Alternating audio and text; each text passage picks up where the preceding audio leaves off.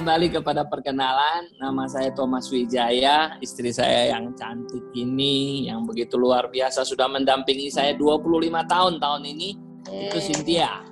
Ya, jadi karena menikah dengan Thomas Wijaya, namanya juga jadi Cynthia Wijaya. Kami punya 4 anak dan kebetulan dia berurutan laki perempuan. Yang pertama namanya Justin, sudah 23 tahun. Lalu Angel 21, lalu David dia 19, dan yang terakhir Ellen itu 18. Jadi laki perempuan. Luar biasa Tuhan kita. Pak Thomas, Bu Cynthia, thank you buat perkenalannya ya. Saya rasa langsung saja Pak Thomas dan Ibu Cynthia cerita ya bagaimana pengalaman pertama. Ya tentunya melewati suka dan duka dalam berumah tangga ya. Yang saya tahu pertamanya di Malang dalam kondisi sempat bangkrut, ya kehilangan pekerjaan, hidup dari minus, naik motor yang sederhana, ya kehidupan hari-hari yang bergumul, lalu bisa sampai seperti hari ini. Pak Thomas, rahasianya apa sih sampai Tuhan bisa memimpin sedemikian rupa perjalanan Pak Thomas nih dan Cynthia? Silakan langsung saja. Itu diawali ya dari pernikahan kami tahun 1995. Saya melamar istri saya dan kebetulan diterima, walaupun sempat kurang lebih sekitar 2 tahun saya ditolak, tapi beruntung sekali dukun tidak bertindak begitu ya. Saya bersyukur sekali karena pertama kali saya jumpa dengan dia waktu saya bekerja, saya melihat bahwa anak ini atau Cynthia begitu luar biasa mempersona saya, sehingga saya berjuang habis-habisan supaya bisa memperoleh pendamping hidup yang luar biasa. Tetapi 2 tahun pertama kehidupan saya, pernikahan saya, itu tidak diwarnai oleh kecocokan ataupun mungkin kebahagiaan, malah penderitaan. Nah, itu silakan istri saya yang bercerita tuh ya. Ayo silakan Cynthia. Aduh, buka aib deh ini ya. Silakan, jangan ragu-ragu Bu. Jadi 2 tahun pernikahan awal itu dikarenakan mungkin saya juga masih terlampau muda. Saya baru masuk umur 20 tahun, suami saya udah 30 tahun. Suami saya udah mateng, saya masih mentah gitu ya. Alasan itu. Ya, jadi awal pernikahan saya juga masih belum di dalam Tuhan. Suami saya udah di dalam Tuhan dari masa mudanya. Memang suami saya adalah seorang yang sangat mengasihi Tuhan. Dia sudah terlibat banyak di dalam pelayanan di kaum muda waktu dia di gereja, sedangkan saya masih Konghucu gitu ya. Jadi waktu awal-awal pernikahan suami saya membayar harga dengan begitu luar biasa. Dia berpuasa untuk saya supaya saya mengenal Tuhan ya. Setiap minggu itu, setiap hari Rabu dia tuh puasa untuk saya. Ya, kalau 2 tahun itu saya ingat banget. Jadi kalau nggak cocok dikit saya kabur. Kalau nggak cocok dikit saya ngajak suami saya cerai gitu ya. Jadi saya nantangin terus sama suami saya gitu. Dan itu benar-benar saya nggak merasakan suatu kebahagiaan di dalam rumah tangga. Ya, karena saya ngerasa ini saya salah dalam mengambil langkah di mana teman-teman saya masih pada kuliah, masih main, sedangkan saya menikah waktu baru 2 minggu saya langsung hamil. Ya, otomatis saya harus mempersiapkan diri menjadi seorang istri, gitu ya. Jadi sifat saya yang ada problem emosi yang sedikit-sedikit saya meledak-meledak, saya marah-marah gitu ya. Saya bisa ngambek kalau udah gak suka ya gitu, kabur ke hotel, bisa berapa hari baru pulang. Sampai suami saya nyari ke sana ke sini, ntar bawa saya pulang, udah bawa saya pulang, saya tuh gak diomelin, kalau diomelin kabur lagi gitu ya. Tapi saya ngelihat bagaimana gambaran Kristus itu begitu nyata dalam kehidupan dari suami saya ya. Bagaimana dia itu menerima saya apa adanya, mengampuni saya, melupakan segala kesalahan saya, gak pernah mengungkit apapun yang saya buat yang bersalah ya. Dan saya rasa itulah yang namanya kasih agape, kasih tanpa syarat, ya. Itu dia berikan dalam kehidupan saya, ya. Dan saya boleh ngomong waktu 2 tahun dalam pernikahan itu pergumulan kami begitu berat. Apapun yang kami lakukan tidak pernah berhasil, ya. Kami mengalami kehancuran di dalam perekonomian, kami mengalami kehancuran di dalam bisnis, malah kami berhutang, ya. Jadi nggak ada sesuatu yang baik, ya, pada waktu kita tidak sehati. Tapi saya lihat seorang suami, dia pada waktu dia mau membayar harga dengan benar untuk istrinya, ya, bagaimana saya melihat suami saya setiap malam dia baca Alkitab. Kalau malam, kalau saya lagi ngambek itu, saya nggak mau disentuh oleh suami saya itu.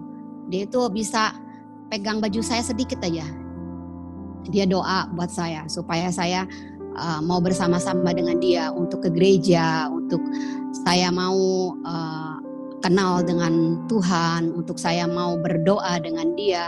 Dan saya melihat bagaimana perjuangan daripada suami saya itu justru merubah kehidupan saya 180 derajat, ya. Saya boleh mengalami perjumpaan ilahi dengan Tuhan, saya boleh dibaptis Roh Kudus, saya boleh mengalami cinta mula-mula dengan Tuhan, haus dan lapar akan Tuhan. Saya mengalami dipenuhi dengan roh doa, ya.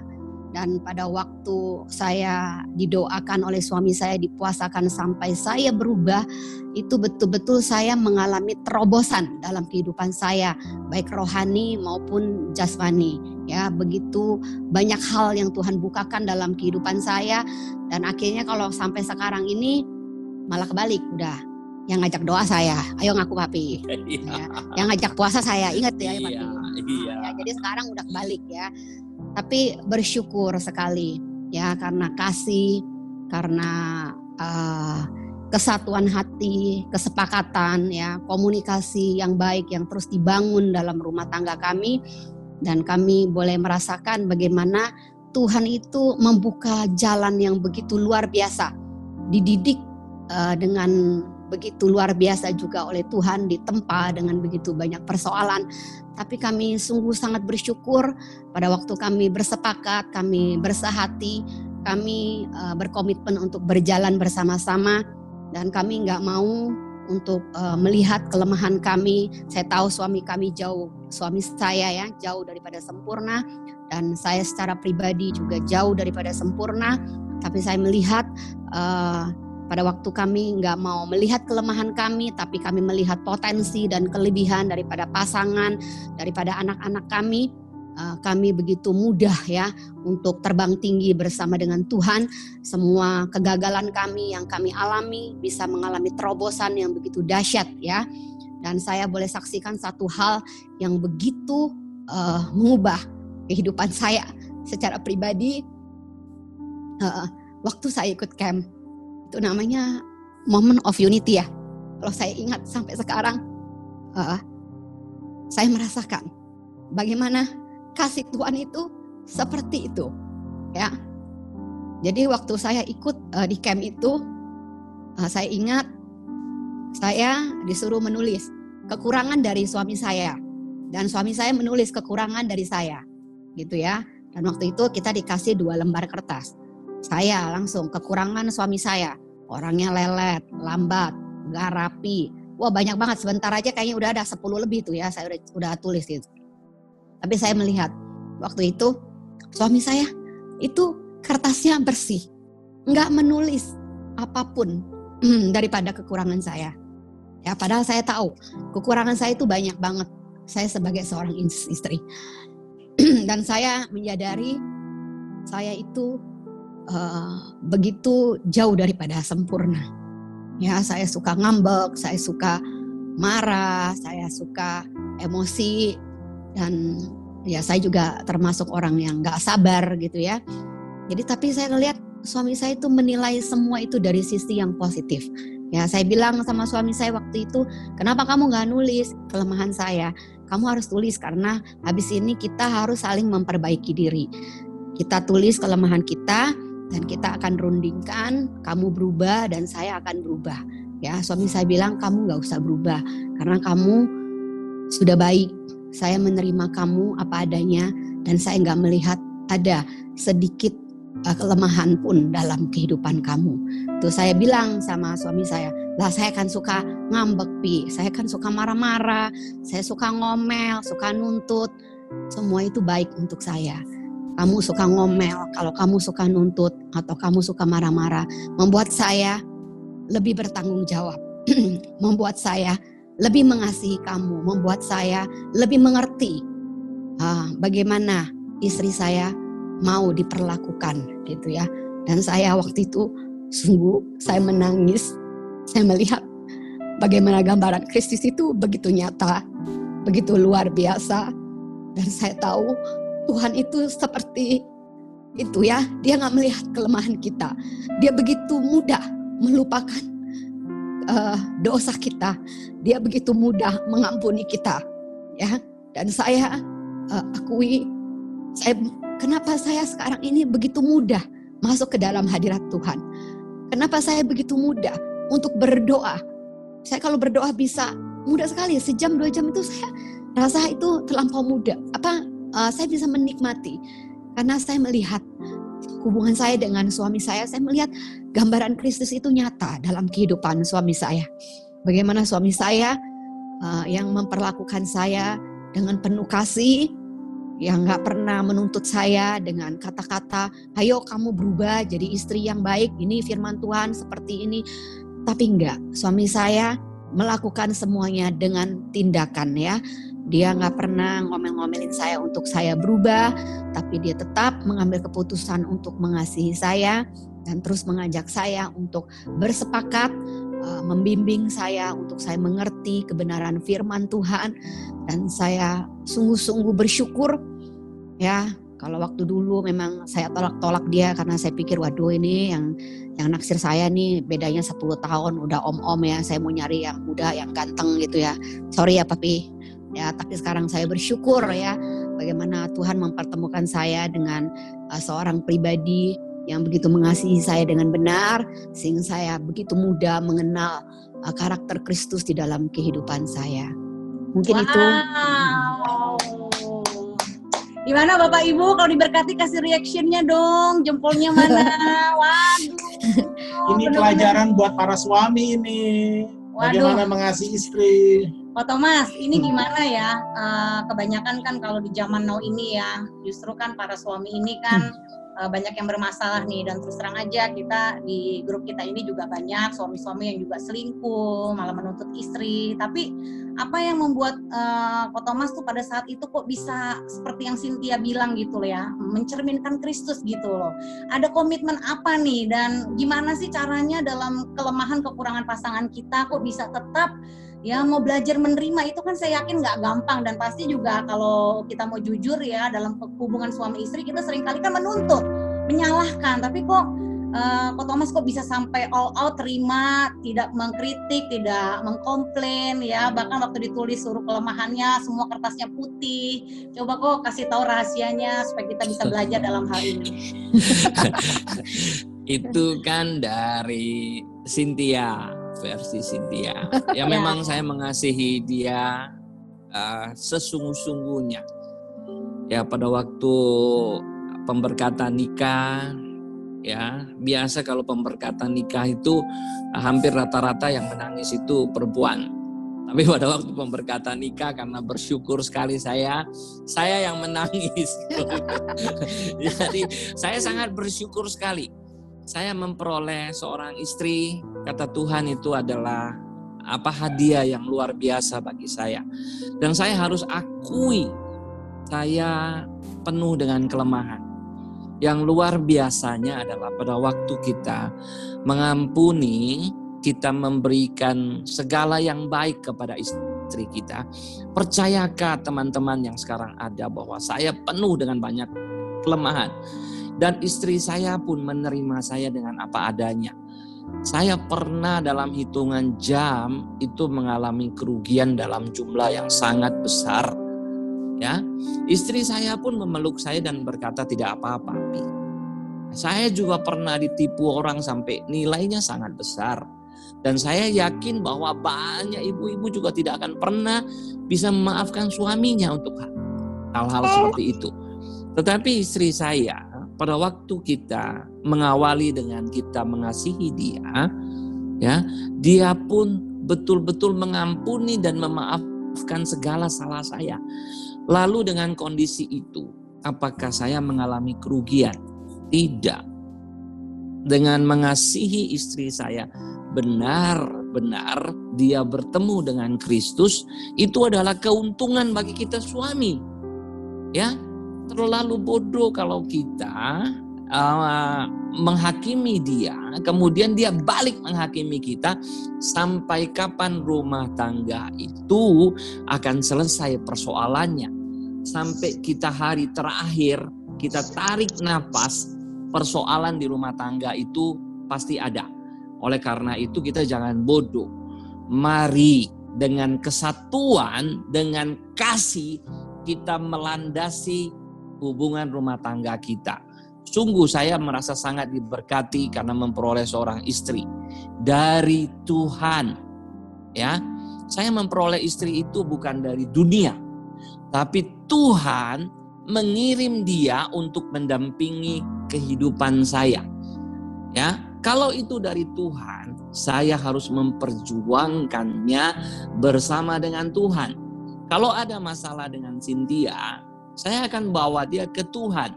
Puasakan dia. Saya puasakan dia 2 tahun. Ya, saya buktikan bahwa kasih Tuhan itu ada.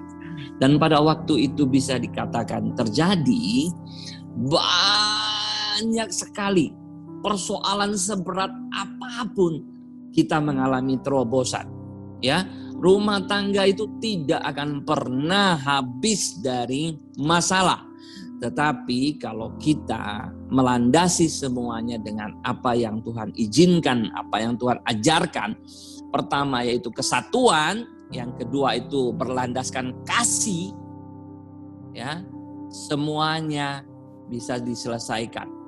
Ya, nanti akan ada kesaksian-kesaksian yang lain. Ya, bagaimana kami berhadapan dengan anak-anak kami dengan kasih. Bagaimana kami juga berhadapan dengan hubungan orang tua juga dengan kasih.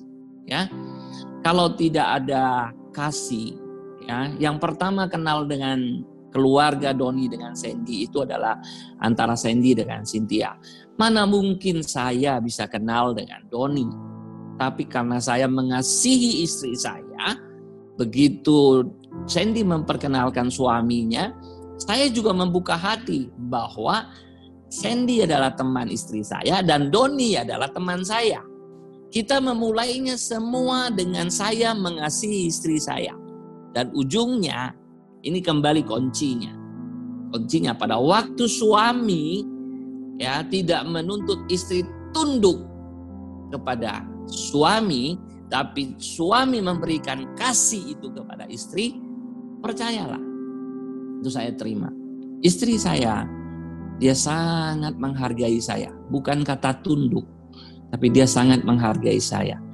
Setiap pagi dia mengangkat tangan saya dan meletakkan di atas kepalanya dan meminta doa dari saya, meminta berkat dari saya. Bagaimana itu bisa terjadi? Ya, istri saya tidak harus mengatakan saya tunduk kepada kamu, tidak. Tapi pada waktu dia melihat kasih, dia menundukkan dirinya sendiri. Ya, ada keputusan-keputusan yang kadang-kadang harus kami pilih. Dia akan bertanya, menurut papi sebaiknya apa yang harus kita ambil dengan situasi ini? Ya, kalaupun dia tidak suka atau dia belum serg dengan keputusan yang saya ambil, dia akan bertanya, papi boleh nggak kita berdoa lagi dan kita bertanya kira-kira apa yang Tuhan mau? Dan biasanya saya mengikuti karena apa? Karena saya mengasihi dia. Sehingga keputusan-keputusan kita, walaupun tidak semuanya itu kemudian tepat, tapi kita siap menghadapi semuanya. Ya, karena kita tahu bahwa keputusan kita sudah kita serahkan kepada Tuhan. Dan ujungnya, apapun hasil dari keputusan kami berdua, kami berkata bahwa Tuhan, kami bersyukur untuk keputusan itu. Nah itulah Sandy. Wow, luar biasa ya. Berarti memang benar ya Bapak Ibu bahwa kasih Tuhan itu yang mengikat dan mempersatukan hubungan kita sebagai suami istri ya, dan tidak ada yang bisa memisahkan kecuali maut ya. Dan ini yang kita belajar satu hal, bagaimana Pak Thomas juga mengakui sebenarnya dia juga banyak kekurangan ya. Kebanyakan suami tentunya kita kalau belajar tentang pria itu biasanya sulit mengakui kekurangan, tapi di sini kita belajar bahwa Pak Thomas sebagai seorang suami dia belajar untuk merendahkan hati ya, juga menyadari dia bahwa ada kekurangan ya. Dan secara prosesnya perjalanan Pak Thomas sama Bu Cynthia nih, saya tahu ya pasti kan juga ada pernah mengalami namanya konflik hubungan dengan orang tua ya. Saya pernah diberkati sekali dengar kesaksian bagaimana Ibu Cynthia mengalami terobosan dengan mertua nih. Ya di sini kita juga para istri banyak yang bergumul nih Pak, hubungan dengan mertua ya. Mungkin Bu Cynthia bisa bagikan, sharingkan bagaimana ya bisa menang supaya kita istri ini bisa akur sama mertua ya. Bahkan kita menganggap mertua tuh orang tua kita sendiri ya. Mungkin silakan Bu Cynthia bisa ceritakan di bagian ini. Waktu itu pokoknya dia mau pukul saya juga gitu ya. Dia mau pukul saya, ya saya sih sempat ya ribut lah ya sama mertua saya karena saya juga nggak terima diperlakukan seperti itu gitu. Nah terakhirnya dia keluar dari rumah saya, dia teriak-teriak. Terus itu tetangga sebelah-sebelah tuh pada datang karena mertua saya tuh teriak-teriak gitu kan. Teriakin saya tuh dengan kata-kata yang gak sopan gitu ya. Dia teriak-teriakin saya, bilang saya pelacur gitu kan. Apa segala macam hal-hal yang betul-betul membuat saya tuh sakit hati gitu. Nah setelah sore suami saya pulang, akhirnya saya ngepak-ngepakin tuh baju suami saya. Saya bilang ya udahlah kamu pulang aja ke rumah orang tua kamu. Ya karena saya nih nggak mau gara-gara kamu saya jadi ribut dengan mama kamu gitu intinya. Jadi bukan saya saya yang minta pulangkan saja, jadi saya pulangkan dia gitu, pulangkan suami saya. Tapi